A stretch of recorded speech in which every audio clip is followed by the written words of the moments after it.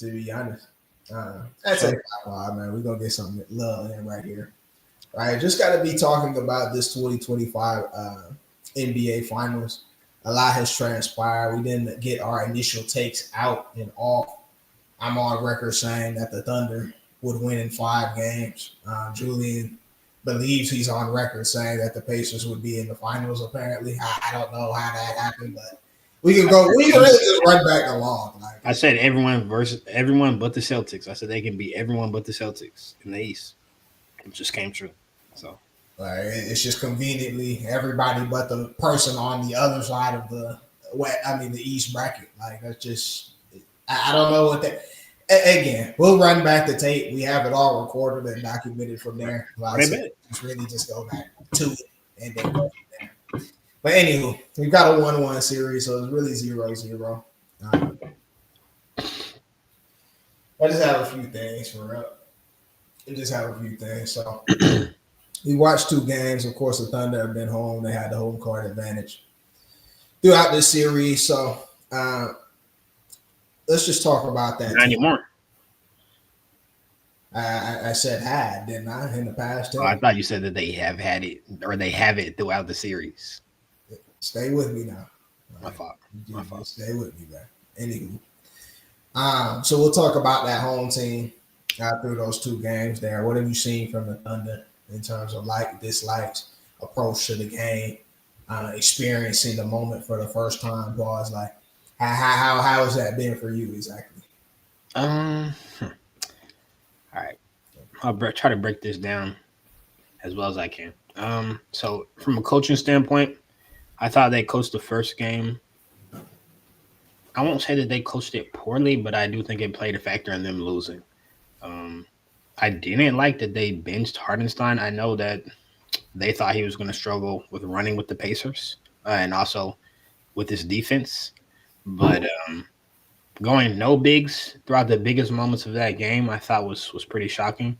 He didn't even give Chet a chance. I know Chet wasn't very effective, but not giving either one of your bigs a chance at the end of a game, I don't know how smart that is, especially when you're going versus a team who can go just as small as you with the Pacers. You know, they can throw out Siakam at the 5. They can throw out Obi Toppin at the 5. They just have a lot of guys to throw at you. So I thought that was an interesting decision. It was cool to see them play both of the big men together in game 2, and it actually was pretty effective. I don't know how effective that'll be throughout the series, though, I will say. Some people will say game 1 was an anomaly, but I also think game 2 was. I don't think the Pacers are going to shoot that poorly. I really don't. The Pacers shoot the lights out. Like, we can point to the Thunder defense, but I think they also missed a lot of shots that they usually make. So if they get those same shots at home, I think it'll be interesting. And I would be shocked if they go back to Oklahoma 3-1 Thunder. I think worst case they're going to go back 2-2. Just honestly, that's what I believe. I cannot see them losing both games at home. I'll be shocked. I'll eat my words if they do. I know the Thunder are the better team, like on paper, but Pacers at home are our series team, so I'll be shocked from that point. In terms of other players who've made an impact, obviously Caruso, I think he's really shined this series. Having championship experience definitely helps him, which none of the rest of the Thunder have, at least none of the Thunder in the rotation. So that definitely has helped the Thunder a lot, as well as Lou Dort. He's also played a super, super big role in this series. He's made shots. Another thing that I think won't continue, not necessarily him, because he actually is a pretty good shooter, but I don't think those Thunder guys are going to shoot the lights out away. I'll be shocked. So we'll see.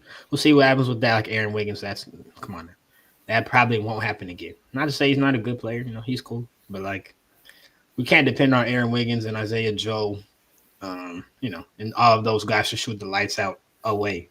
When you're at home, that's what you expect. But we'll see what happens in Indiana with that. Looking at the stars, Shea, I'm not a Shea meat rider or anything like that, but I do have to respect his aggression. Like even in game 1, he did make a few I won't say he made a few poor plays, but I'll say he came up a little short at the end of the game. Um, but just his aggression throughout the game in both games has been it's been impressive. It's been good to see. And he doesn't look afraid of the moment for it to be his first finals. So I have to respect that for sure. And obviously, he's a great player. But Jalen Williams, I am on record saying, I don't think he is who most of y'all think he is. You saying y'all, but you don't even know what you're talking about. I'm maybe not you. Who do I'm we just think? saying, Yeah, like we. I who was just having a conversation last week with I think like Salt and Jason Escalar and Ian. I think I don't know somebody, one of them, or no, all of them actually. I'm lying, and Austin. Um, and they were telling me, Jalen Williams is a top 20 player in the NBA, and I thought that was I thought that was shocking. I know he made all defensive team, and he made all NBA as well. Uh, but top 20 means that your team will be okay if you're the best player, which I mean, I think it would get spooky if he's your best player. You're a lottery team. This is my opinion. But in terms of his play throughout this finals, I think he has to be a lot better. And I expect him to, honestly. Like, I think he's too solid of a player to be trash. Like, he's been bad. Huh? It's straddle that fence, big fella. Like, That's not straddling the fence. It is. Like, what's it gonna be? Like, that's not straddling the fence. Is he not who we think he is? Or he hasn't been though. He hasn't been this far. That's what I'm saying though. Okay, I'm glad. Okay, the first two games he has not played well, not at all. Sure. But yeah, I expect. I mean, they better get better from him. If they don't get better than what they're getting from him, it may get spooky for them. They may lose. Honestly, they need number two. I've heard it. No, I'm not to stop you here because we just saw Furphy in the game last game. All right, so I'm saying that's one game, bro. In desperation mode for the Thunder at home. Yo, listen, bro. No, do you have any other takes about the Thunder before I get in here? Tell you actually what happened from the Thunder? No, I think that's all I have to say. Honestly, I think Chet has to be a little better too. He played a better game too. And they also told me he was an all-time defender, which was just shocking. That also was shocking to me. So there's a lot of takes that have been swirling around. I think that the Thunder have a great team. But I do think this will be a long series, like I said, at the beginning of it. So, how many games are you talking about here? So you're talking about at least 6 or 7, at least 6, and I think they can lose the series still. Okay. Anywho. 3 Pacers games at home. It's tough. It's just tough. I'm keeping it in the context of the Thunder as we get these takes off about the first 2 games. So I think you didn't emphasize enough the fact that in Shai's aggression and acceptance of the moment, embracing of the moment, right, is something that was absolutely special. It was spectacular. Like, we saw a guy put his team on his back, on his coattails, and lead them to what almost was the promised land in game 1, right? But the actual promised land in game 2. I can't, you mentioned some arid plays or whatever the case may be. Like, I thought he played with aggression. I saw game 2, something in my eye, but I saw game 2, he did have a bad turnover, maybe 2 in there, but I thought for the most part he made the correct plays, made the correct decisions in terms of knowing when to turn it on, exploit matchups, and then also being able to say, okay, they're going to put 2 on the ball. Let me make that correct pass to the wing. Let me make that hockey assist, get my guys going. And we saw that, when we talk about stars, superstars, right? He just won the MVP of the league. When we talk about stars, we expect you to play a certain way. We expect you to show up. You can't be the reason why your team is losing, right? So we are able to see Shai Gilgeous take that upon himself, not only on the offensive end, but I also want to mention the defensive end as well. Multiple steals, right? You would think that he's beat swiping the ball away from other guards, right? doing what he has to do to propel his team ultimately to the promised land. Now, when we get into the game one situation, I do like what you said about the coaching of it. They slowed the game down greatly. They start playing not to lose. Like once you do that, we've seen with this Pacers team throughout this run, like they just keep coming at you. You know, they take shots and they're not afraid of those big moments. Like that's not something that we can say about the Pacers. So you cannot give them any glimmers of hope, anything like that when you have them up double digits. You have to be able to stomp on their neck, put out that fire, and I don't think they're able to do that. Other guys on the team, Chet has to be better. Jalen Williams has to be better. Um,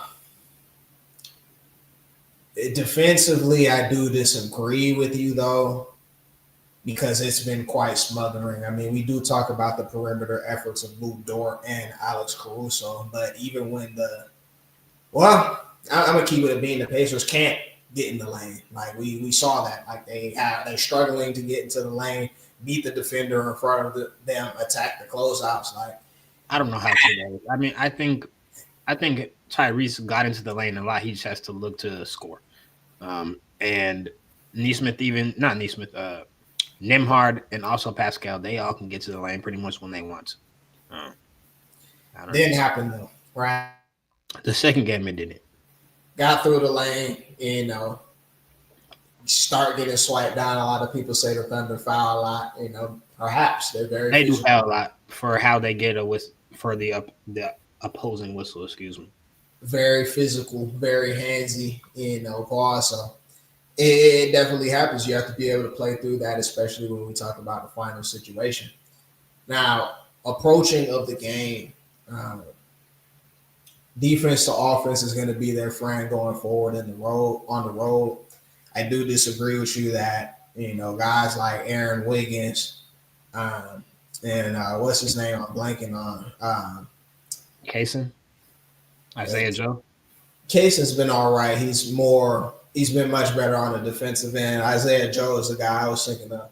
Isaiah Joe and Aaron Wiggins actually can get a buck. It's why I'm bad. Like they can actually go out there and hoop a little bit if need be. Kaysen lost too. All those guys are good. Yeah, I'm just saying Kaysen in his finals, hasn't been that great offensively, but he can turn it on as well. I'm just saying though, like I've seen Aaron Wiggins hit a couple step backs, attack a close out, like you need to defend me, get in front, or I'm going to the cup, and lay. So it's just like I've seen a lot from them, and this is not the first time. I mean, this is something we've seen throughout the year. That's why this Thunder team has been so good.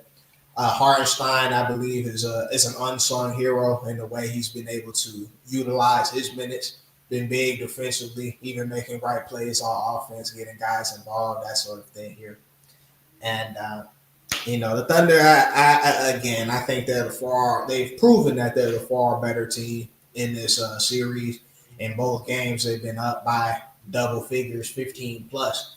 You know what I'm saying? So can't choke though. Right, we definitely can't choke with a game one because that gave guys like Julian a glimmer of hope that something, a miracle will happen or this will be some type of long series. But let's go to the framework of the Pacers here. Do you mind if I can I jump in? Go crazy. Go ahead. Okay.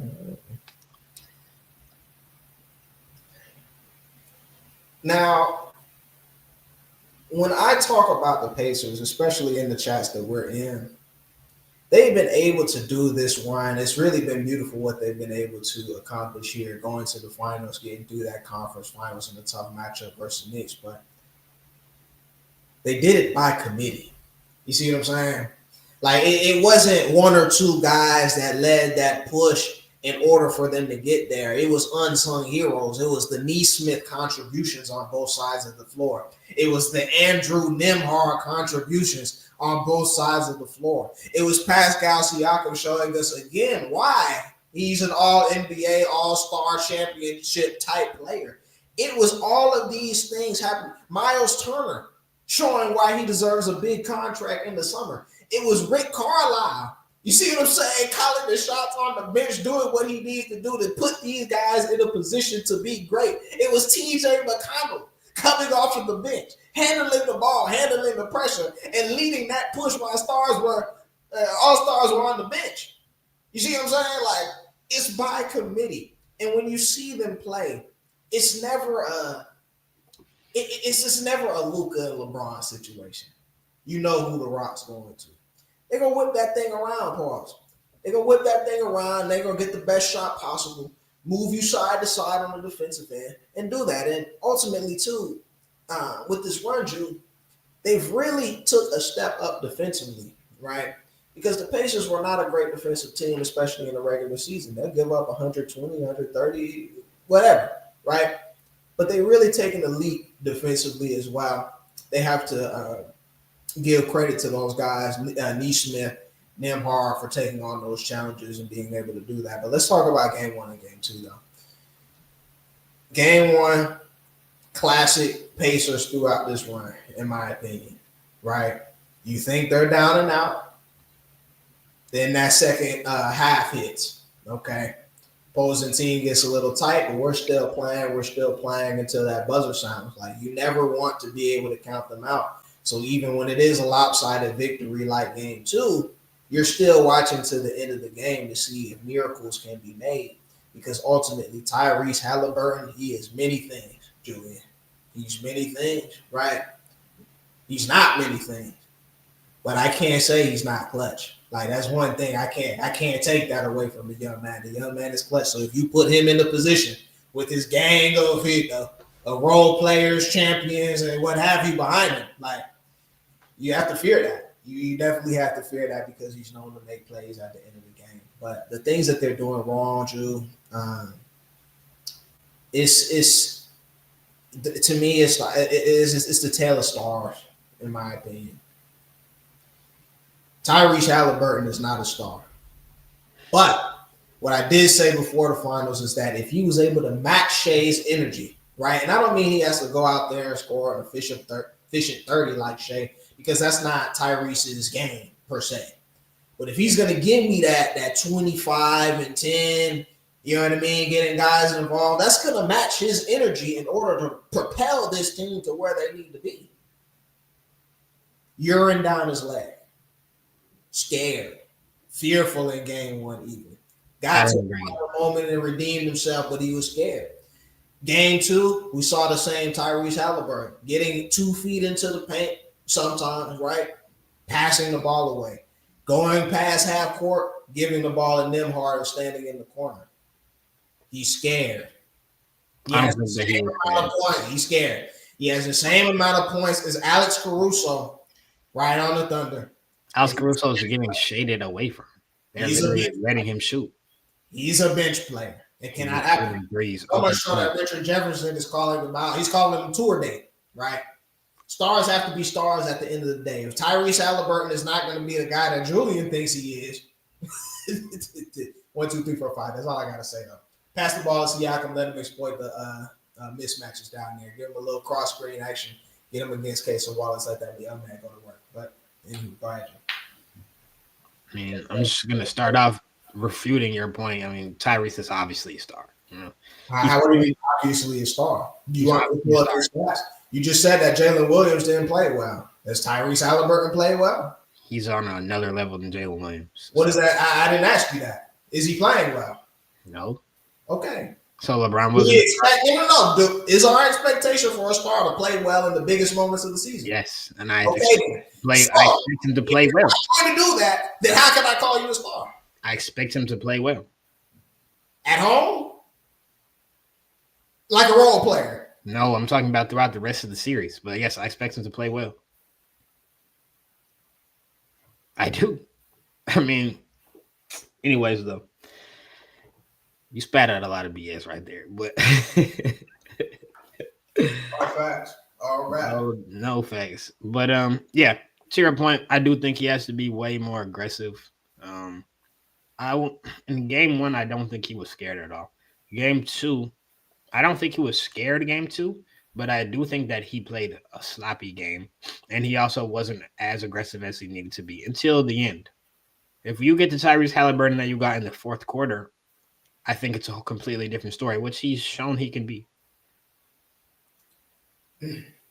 So what I look for in game 3 and 4 is how aggressive he'll be. Does he shoot coming off of those screens when Hardenstein's playing and drop? You know, I expect him to rise up and hit it. I think that he can.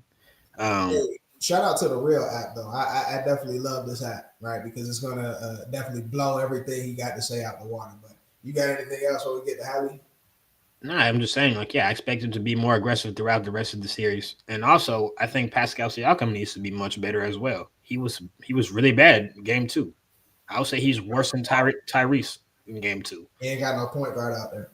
But so with the real app though, you can look at the stats by quarter. Like you can see what they did.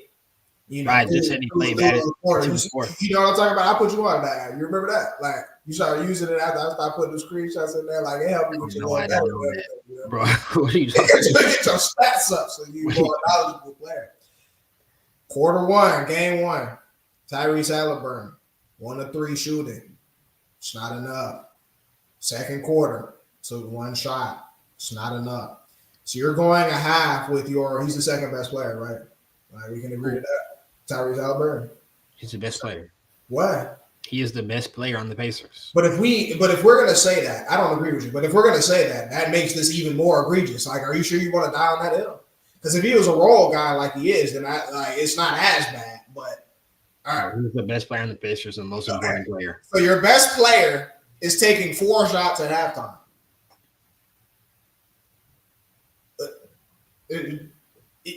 What is that? He's scared. Like he's nervous. Like I don't know. Can we not blow this out of proportion? Number one, what? Tyrese Halliburton. We can't hold Tyrese Halliburton to the same standards that you do of people who are score first. Okay, so Tyrese Halliburton does not go out and take 25 shots in a game. That doesn't happen. Okay, even when Tyrese gets 30, it's an efficient 30 on not as many shots as a guy like for example, Shea. What did Shea shoot in the first game? Shea shot a lot of shots the first game. I know it works out to be pretty efficient for him, but I'm saying like he'll end a game with 30 shots and really 40 shots because he's getting fouled on a bunch of shots, you know, that are not counted. Like he's getting shots up a lot. Tyrese Halliburton is not like that. Tyrese Halliburton is running the offense.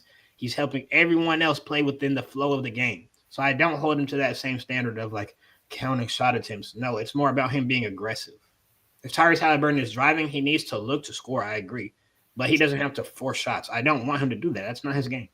Julian, it's the finals. I don't care I don't care. Okay, you don't care that we're going home. That's not your game, though. You can't force and you're going home. If you don't care Tyrese Halliburton he can't force shots. Like that's not his game.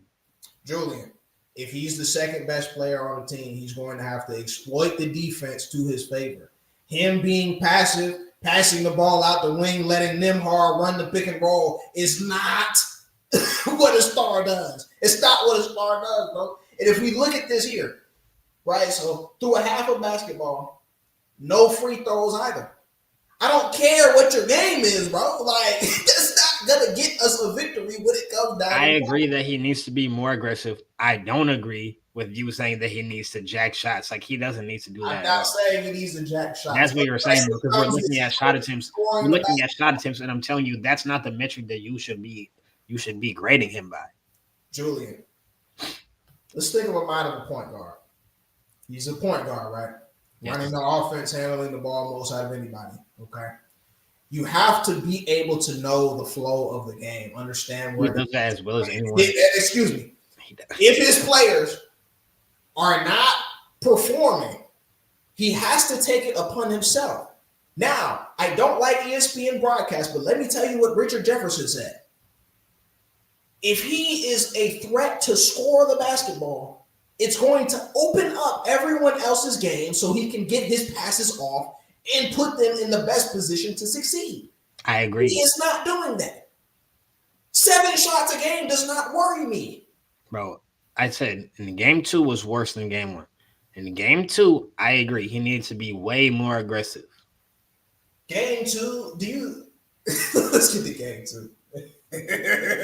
Now, I'm glad you said that it was more egregious because it really was. Like you It look was, and he played badly too. He was turning the ball over more. Like he didn't play very well game 2, which is fine. Like that's okay. mm-hmm.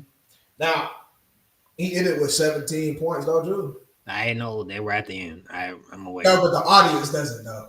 But the audience doesn't know. They should know. You see what I'm saying? So let's count it up. Shout out to the real app. Y'all just positive, man. Real talk, real spill. Q1, 1 of 4 shooting. Q2, 0 of 1. He had 1 rebound in the second quarter and a turnover. Q3, 1 of 2. Q4, with the 5 or 6, 2 threes, 12 points, 2 assists, plus 2 under. So I want to ask you about that, though. Not on the subject. Why did he do that in the fourth quarter? To try to get in the flow for the next game, probably. Really? Oh, he was thinking about the next game already in the fourth quarter. Even after all of these comeback. Or he's trying to will his team back. I mean, either one. The moment Halliburton, like they call it the moment on Basketball Reference, like so he was just worried about next game. So he's just trying to get it loose. No, either one. I'm saying, like, yeah, you could be trying to will your team back. I don't think they had much of a shot to win the game. But just getting into a flow, like finding your spots, getting more comfortable, I think that will help him when he goes back home next game. I do. The Thunder really don't change. Like, let's be honest. They have been throwing the same coverage out at all of the players that they've been facing. Listen to me, Julian. Now, you get on me. You think I hate Halliburton. You think I have something against him. You do hate him. I don't. It's okay to admit it. I want you to, what I said. What I want for you is to just lean into your hate. That's what I want. I want you to remember what I said about Halliburton, though. When did I say Halliburton is at his best? When he's being aggressive, I don't know.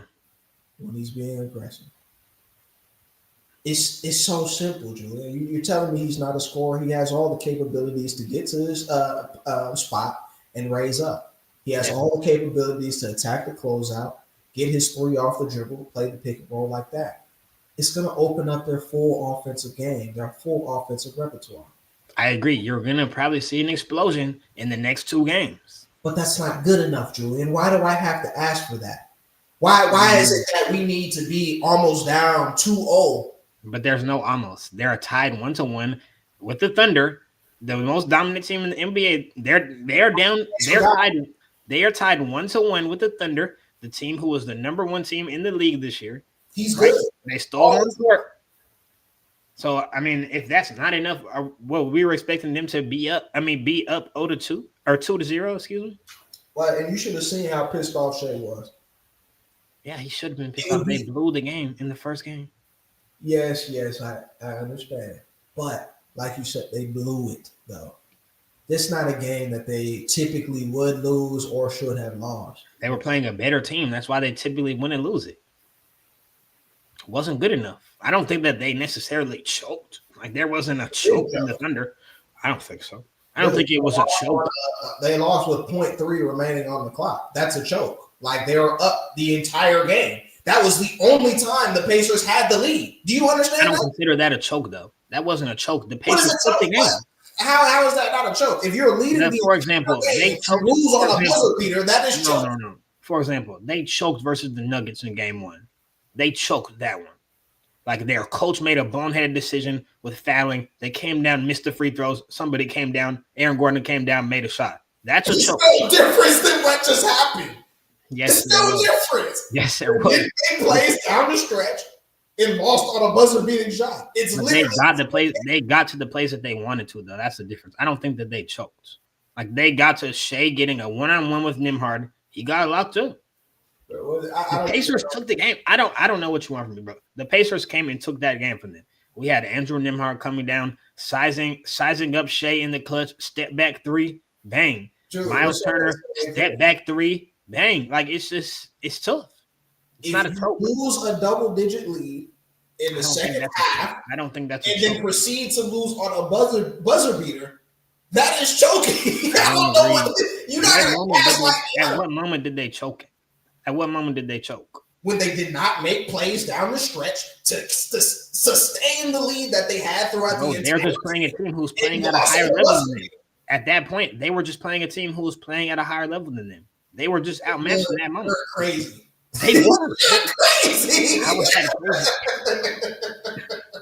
crazy? I want you to run that game back, bro. I want you to run it back, okay? Number one, listen. I told y'all at halftime of game one, this was fluky, right? The Pacers had 20 turnovers in one half of basketball and were down by 10. I said this will not be replicated, maybe ever again. Okay? And what happened in the second half? What happened in the second half? They tightened up. You're actually insane. That's not definition of a choke job. Bro, they tightened up in the second half, stopped turning the ball over, and they kept hitting shots. The Pacers were hitting shots all game. They were just turning the ball over at an outlandish rate. But Julian, you have to be able to put the game away. I agree. We're agreeing about that. No. They didn't make plays. I don't think that's a choke. I don't think it's a choke when you miss. You missing shots is not a choke. Like if you miss a tough shot, that's not a choke.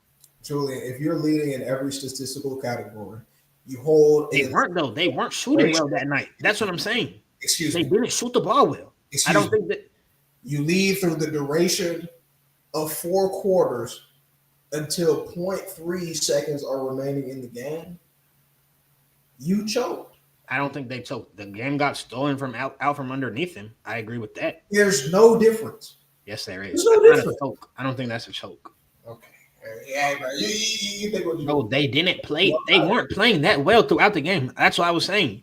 They were playing better than the Pacers throughout the game. They were playing better than them in the first half. The whole second half, no. That's choking. No, that's not choking. Yes, so the Pacers choked in the first half. Going into the fourth. So the Pacers choked in the first half. Huh? So the Pacers choked in the first half. I'm asking. That argument makes absolutely no sense. We're talking about a basketball game, a full game. That's what we're talking about right now. Yes, but you're saying that they choked just because they played worse in the second half. They let go of the lead in the second half. No, they got to beat in the second half. That's what happened. There's no difference. They just got beat, bro. I'm saying the Pacers were playing. The Pacers played a way better half. They came out. They had, I think, five turnovers instead of 20. Right? So you're not getting out and getting easy offense anymore. You're not running anymore. You're going to have to score against a set defense, which is tough. I would just chalk it up to saying the same thing, but you're not wanting to. I don't think it's a choke. I don't consider that a choke. Whatever. Anywho. I stabbed him in the heart. Hey, Halliburton stabbed him in the heart. That was a decapitation. Halliburton style. It's just a fact again, like y'all call it hate, but he doesn't hit that shot, we're having an entirely different conversation. But he did though, so it doesn't matter. By the grace of God, saving your skin. Because I'm just saying, instead of 4, it's gonna be 5. We have to have questions about if he's the most clutch in a long time. Just looking at it, like it's crazy. This actually has been the most clutch season, one of the most clutch seasons ever. And I'm not even trolling. Like it's ridiculous. This is ridiculous. Because it's like, damn, is he gonna ever miss? Like, is he gonna miss? I mean, not if he doesn't shoot. Like I'm talking about in the clutch. Is he gonna miss at the end of the game? He's a clutch ball player now. He's definitely a clutch ball player. His teammates have to carry him to that promised land. He's the clutchest. The clutchest. He's not going to take that upon himself. Well, he didn't get carried the other times he hit game winners. He didn't get carried versus the Bucks. He didn't get carried versus the Knicks. Neesmith did have heroics in that game. Series, and that's why Pascal Siakam for the motherland. Pascal played okay in the first game. He played a really bad game too. And had to hold up that trophy as the best player on his team. Pascal played terrible in game 2. And like I told you, again, we thought Gotham was finished. You see what I'm saying? Like we thought it was done. Like it was clipped. Like it was OV, right? But bro had to rise again. I mean, out of the ashes, the Dark Knight, the Arkham Avenger. Like it just gets tough. But anyway, let's take it back to basketball now, for real. Let's take it back to basketball. All right, let's end on this. Let's end on this though, because we have very differing takes about this. I know, but there's been a lot of talk about this. So let me attempt to contextualize the situation in the NBA here to the best of my ability. It's been something that's been going on for years now. I'd say a lot of people have cited, how would you say, the changing of the league over the years from what we grew up on early, or not really, well, later 2000s, I guess, early 2010s basketball, the nostalgia of the league. We talk about things like having the finals logos, Larry O'Brien trophy as a logo in the middle there. Jerseys have changed so much with the resurgence of Nike, and we don't have Christmas jerseys anymore. Now, of course, we're doing the NBA play-in. We're doing all these different things. People are worried about the product of the All-Star game or guys trying. It's a lot of different layers to this conversation about the decline of the NBA.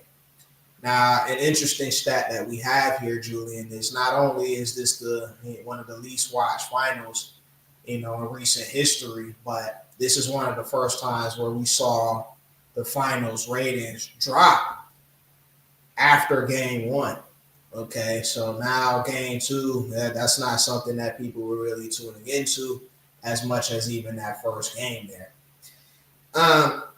Julian, how do we fix the NBA so that the ratings are back where they need to be? We're continuing to advance as a league, and we're keeping the product, as entertaining, as it used to be. Like, how do we fix this? Is my question.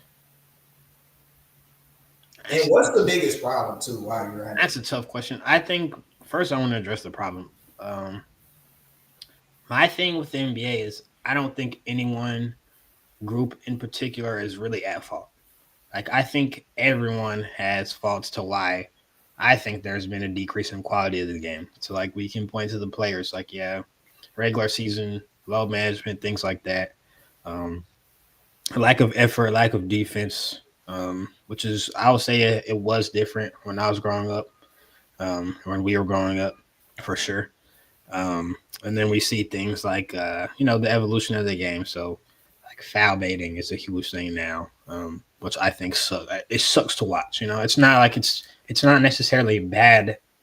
It's not bad basketball, right? Because you're exploiting the rules of the game to give yourself, obviously, a better chance to win, which is cool. That's what every sport has, but it sucks to the viewer. We don't want to watch you fumbling and falling all over the ground as a grown man. We don't want to see that, right? So the players are at fault. Obviously, the league is at fault. Uh, they're allowing some of these things or enabling some of these things to happen. So, like, for a long time with the load management, like, that was okay. And, like, some players do need it. Like, you point to guys like Kawhi. Like, I think that he actually needs it because his legs are not okay. But there's perfectly healthy players. Be honest. Like, that's honesty. Like, bro, if you need it, then you don't need to be in the league. But I'll let you keep going. The league would be worse without Kawhi, bro. We all know this. I don't know that. He hasn't been in the league for many, many years. So it's just like, I don't know what we're talking about. He bowed out in the first round. We didn't need that. Like, nobody needed that. But anyways, like I said, the league has enabled some of these things to go on for too long. To now, we've gotten to the point where people don't really care, right? Like you pointed to, the viewership, the quality is just worse, right? So we don't care as much anymore. Also, fans have no loyalty to teams, right? Everyone, I'll say, in the generation like right after us, everyone is a fan of a player instead of teams, which that sucks. Like, that sucks to me. That's just a terrible way to consume a sport because you have to travel around and become fans of a certain team, but you're just a fan of whatever team your favorite player plays for. And you're also pushing your narratives to boost up that player, right? So we see that with like the influx of LeBron fans in the Laker fan base now, or we see that with, I don't even know, like let's say KD's fan base wherever he goes, and they're pushing weird narratives putting down their teammates. Like it's not really good for the league. But also the fans do have some fault. I'll say outside of that, uh, the fans have complained so much about past generations of basketball. So like there's no respect for the guys that we grew up with. Like we hear like Kobe gets slandered all the time. Like even some of my friends, like they're like, Kobe was a shot chucker, inefficient shot chucker. He wasn't good. Like all these things. And these are people around my age. I'm like, well, I watched him, be the best player in the league. Like I actually witnessed that during my life. Like I don't have to make that up or look at basketball reference or anything. Like I was alive and well for that and old enough to remember. I'm not even that old. So like that sucks to see, and I think, I think, bro. I'm sorry, bro. I was just thinking about like sometimes in the Twitter comments and on TikTok, like I've been getting some comments saying, some of these guys are already better than some of the all-time greats from that generation. Like I've been getting Shea over Kobe and all these things like that, and I just think not showing respect for guys in the past will not really push the game forward. Like that does nothing good for the game, right? So now it's pushing out some of the fans from the past generations, and we just have these newer fans who all they do is complain, right? So we get things like Mark Jackson and Jeff Van Gundy, right? When they were on broadcast, they were getting hate. Like I want to say that now, when they were broadcasting, like the last few years of them broadcasting, they were getting hate every single day. Oh, they're washed, they're washed, they're washed. Same thing that we're seeing with Mike Breen right now, right? They're like, he's washed, he's washed. You see the result. They put in new players, right? They put in a JJ Redick. They put in a Doris Burke. They put in a Richard Jefferson. The quality is not better. So sometimes you got to be thankful for what you have and maybe listen to the people who have been watching it for longer than you. Because the grass is not always greener, as we've seen. So I don't know. I think a lot of people are at fault, and I don't know how to fix this shit, to be honest. It's in a tough place right now. Of course, I have my own thoughts. We did a good job of hitting. There's multiple culprits, like you're saying here, but one thing I've also heard though, Julian, is the fact that some people are saying the NBA does not market their young stars as they would have, the LeBrons, the KDs coming up, like those types of guys, to where we can get behind them. We can invest our time and energy, our money towards these players, as we would have the staffs or the KDs that's going to different teams, the LeBrons that's going to different teams, that sort of thing. Like, to that point, I just don't think a lot of these guys care about that. Like, I don't think a lot of the players care to be like a LeBron. They don't want to be that type of star. Or like a KD or Steph. I don't think they care. Which might bring us to a larger issue. Would they care if they knew they could get that? Well, no. Let me rephrase that. Would they care if they didn't get a LeBron James salary, being a Shea Gilgeous-Alexander? He's about to be the highest paid athlete, known to man. You see what I'm saying? He's about to make, multiple times more than Michael Jordan did during his basketball career, just for his earnings. You see what I'm saying? Like, why do I care about any face of the league discussions being the best, being all the time? Like, I'm branded out and I get to hoop and win. Like, yeah, they should have no complaints as players. They do whatever they want. They're controlling the league. What's the point of them caring? Putting in extra sweat, tears, hours, media training. They don't care, bro. They're not doing all that. And I in no way like to insinuate that some of the guys of our generation worked harder at becoming great basketball players or anything like that. It's just the fact that I feel like it was more pure in a way. Like, and of course, we're both Kobe Bryant fans, so I have to take it there. I've read Kobe Bryant books, like watched documentaries, like the film, whatever. Yes, the money was good, but it never was about that. Like, it was about chasing goals. Like, it was about being better than Michael Jordan, being better than those players that came before him, and ultimately being a great. So much so that he wanted to be a great on his own. He didn't want to be seen as, some guy that's next to Shaq or next to these other players. He wanted to come out there and be dominant, like actually be the most dominant player out there on the court. That's why he developed that fan base, in my opinion. So many people that were behind him. Okay, this guy, he's going to give everything that he's got on the floor when he's on the floor, right? That's just how it's going to be, regardless of, the contract situations, the like the endorsements, like I don't even care if these other guys in the league like me. Like I just want to go out here and hoop to the greatest of my ability. So I just feel like, again, people got behind that, people respected that, and you birthed this whole generation of Kobe disciples that try and emulate, try and be like that. But like, I don't know if we truly have that, and we want guys to be these young guys to be that so badly, Drew. Like we try to pin it on Tatum, we try to pin it on Ant-Man to come out there and do it.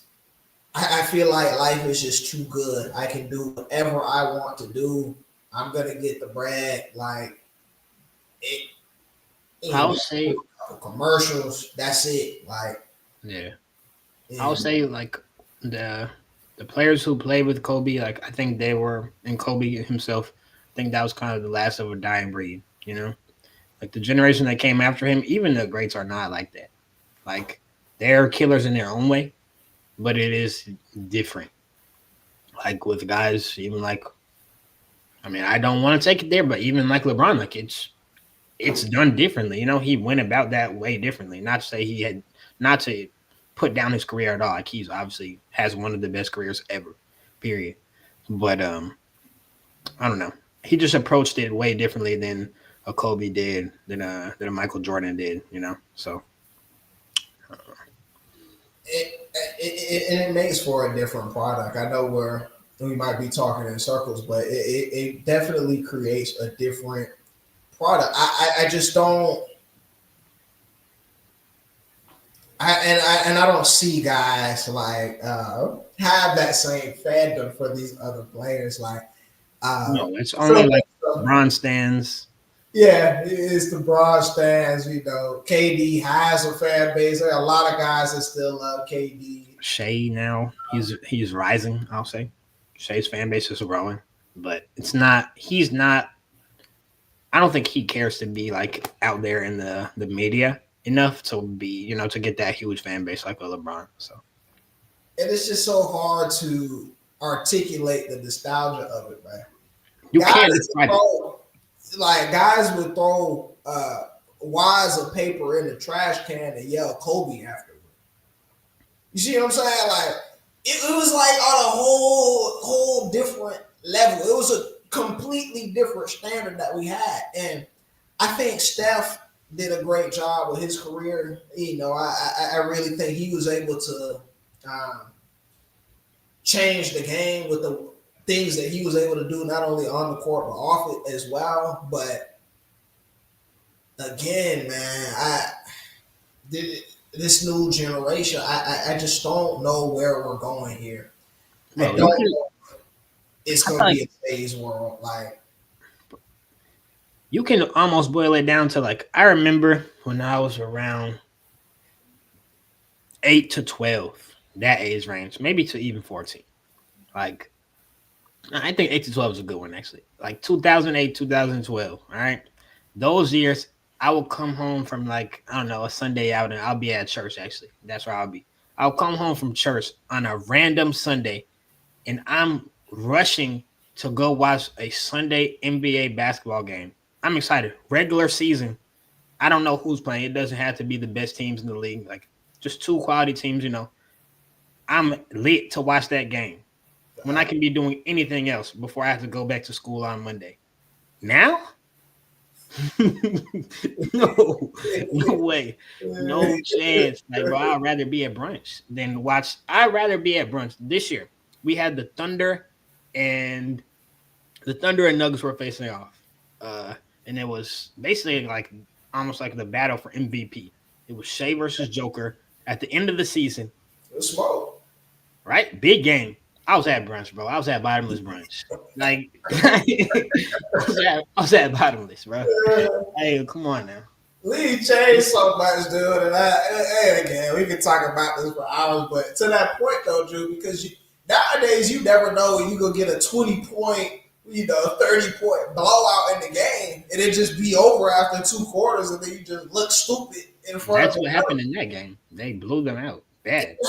It can happen at any game, any moment. It's happened throughout the playoffs. Like you don't really know what you're getting a lot of the time, and it's just that pride. I think has left us a lot. Like once you guys get to a certain moment in their career, okay, this is gonna be me. I'm gonna be X amount $1 million type player. Like I'm gonna do what I do. If we fall short, oh well. Like look, you know. It is what it is. Like It's tough. It's just tough, bro. it's tough. That's why I actually grew to like guys like Giannis, man. Like when Giannis first started to be great, I was one of the people who was like, I don't think that he's gonna win a championship, at least playing like he was, and he didn't.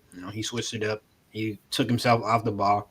He did. I mean, he completely changed his approach to the game. Took himself off the ball, used himself as a screener. Like he became unstoppable. You couldn't wall up against him like they had in the past. But just the way that Giannis approaches the game, like he's not buddy buddy with other guys. He wants to be the best player. He wants to win championships, and he's done it not necessarily alone, but he's done it in a small market. Like I think that's super cool to watch. So I appreciate guys like Giannis because there's really not many left. I appreciate it, but again, we talk the small market stuff like this Indiana Pacers thing, though. This is not as compelling to me as people are trying to put on. I know it's good basketball, it's good team basketball, whatever. But again, we don't have that it factor from this team. We don't have that guy when I'm gonna look back like, oh man, that Pacers team, man, with that who like to lead that. It's not that type of situation. Like with the Thunder, I'm starting to get into the Shea thing. Like I'm feeling it, pause. Like, but he's a different player. He's something we haven't seen before. Maybe that's a good thing, but it is what it is, though. How do we fix this, though? In my opinion, before I let this go, if I could pick one thing, of how we gonna fix this thing, man, I do think the NBA has to.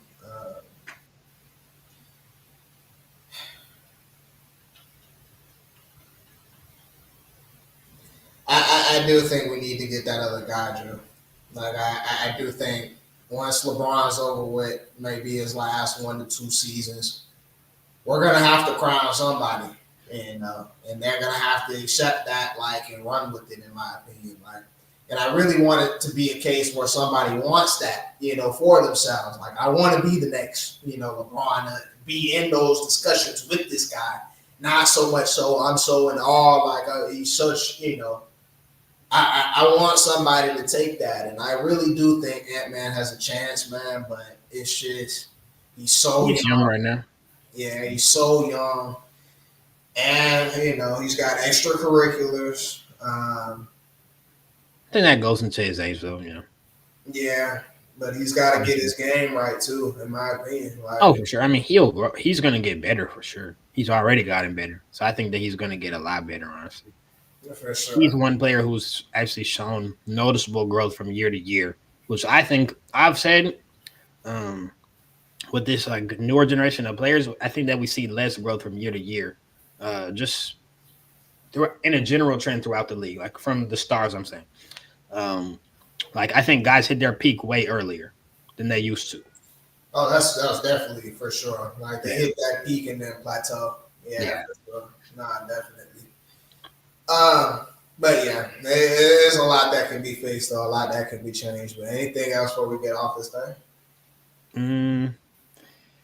Nah, I don't think so. Shout out the Pacers, though. I think they will. I think they'll give us some good basketball tomorrow, and also, what is it? Will that be Saturday? I also hate the schedule of the finals. The 3-day layover. Yeah, you don't need 3 between every game. 3 between everyone is crazy. Yeah, maybe 3 so y'all can travel, but like Yeah, 3 when you travel is good. Right. I'm not gonna lie. We're trying to figure this out, but what should we call it? Thunder and 5 here, and we're gonna see what happens with KD. He's been in rumors. If he goes to the Spurs, that's just gonna be lame. I don't really want to see him alter or hinder any growth from those young players, to be honest. But if he does go there, it's gonna be that would be interesting. It'll definitely be interesting there. But anywho, Safe High Pod. Gonna try and get on here next Tuesday. And yeah, we out.